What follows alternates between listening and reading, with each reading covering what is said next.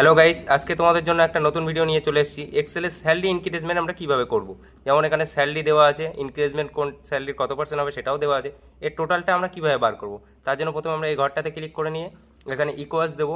Equals দিয়ে salary select করে নিলাম। স্যালারি সিলেক্ট করার পরে আমরা মাল্টিপল চিহ্নটা দিয়ে দেবো। মাল্টিপল দিয়ে দিলাম, মাল্টিপল দিয়ে আর ব্র্যাকেট ব্র্যাকেট শুরু করে আমরা এখানে লিখবো 100 লিখে এবার প্লাস করব পার্সেন্ট। যত পার্সেন্ট ইনক্রিজ হবে সেটা প্লাস করবো আমরা করে এবার ব্র্যাকেট ক্লোজ করব। ব্র্যাকেট ক্লোজ, তারপরে এখানে আমরা দিয়ে দেবো একটা পার্সেন্ট দিয়েই এন্টার করলে দেখতে পাচ্ছেন 46,000-এর স্যালারিতে 5% ইনক্রিজ হয়ে আমাদের 48,300 হয়ে গেছে।